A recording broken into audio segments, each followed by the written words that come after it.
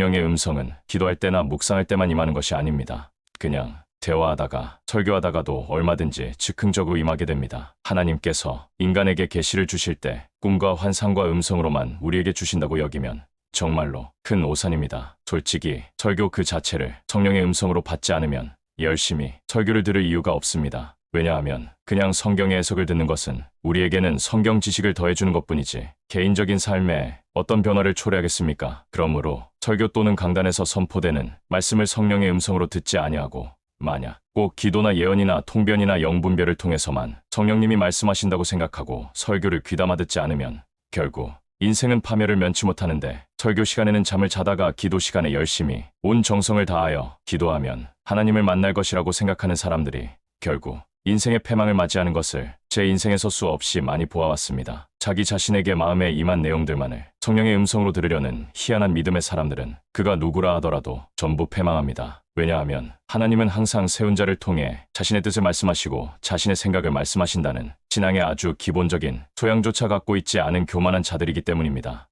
지금 소개해드릴 내용은 잔디밭 푸어 거스퍼 처치에 있던 사건이며, 이 사건은 몇 년이 지난 최근에 위의 내용이 진리인 것이 증명되게 됩니다. 몇 년 전 저녁 예배 시간에 한 성도님이 그날 자신에게 일어났던 일을 제게 말하게 됩니다. 목사님, 제가 오늘 폰이 정지되어서 폰번호로 통화하지 않고 앞으로 카톡으로 통화하려 합니다. 저는 이 말을 듣자마자 제 입에서 욕이 나오면서 분노를 표출하기 시작합니다. 야, 미쳤냐? 저는 성도님들에게 항상 성도님이라는 호칭을 붙이고 존댓말을 사용하는 사람이지 막말하는 사람이 아닙니다. 그런데 제 입에서 막말이 쏟아지면서 너 정신 나갔어? 빨리 폰번호 살리고 정상화시켜. 그리고 이어지는 내용이 저와 함께 예배드리는 우리 모두를 놀라움에 빠지게 하였습니다. 폰 정지되면 첫째, 모든 인간관계가 단절됩니다. 인간관계 패망입니다. 둘째, 돈을 버는 모든 일이 막히게 됩니다. 경제적인 패망입니다. 셋째, 하나님의 모든 사역이 막히게 됩니다. 영적인 패망입니다. 이것을 아시냐고요? 저는 고래고래 고함치면서 제 손에 들고 있던 무엇인가를 폰이 정지되었다고 제게 말씀하시는 성도님을 향해 던지게 됩니다. 저는 제 정신이 아니었습니다. 제가 왜 그렇게 심하게 열받아하고 흥분하는지 저도 이해가 되지 않았고 저를 지켜보는 성도님들도 이해가 되지 않았습니다. 그리고 얼마 후 그 성도님은 폰을 정상화시키셨다고 보고하셨으며 그 이후 놀랍게도 인간관계 및 경제 문제 및 사역의 월등한 상승세를 타게 됩니다. 저는 당시 제가 제 정신이 아닌 것도 이해가 되지 않지만 만약 그때 그 성도님이 제 말을 믿지 아니하고 폰을 정지했다면 정말로 인생은 패망했을 것입니다. 놀랍게도 그 폰을 통해 얼마나 많은 하나님의 축복을 받았는지 모릅니다. 이와 반대로 그때 저의 분노를 별로 대수롭지 않게 여기신 성도님들이 있으셨는데 그 성도님들이 몇 년이 지난 최근에 인생의 패망을 맞이하고 있는 것입니다. 그러면 폰에 대해 제게 임한 저의 내용들이 우리 푸어 거스퍼 처치에만 해당되는 내용일까요?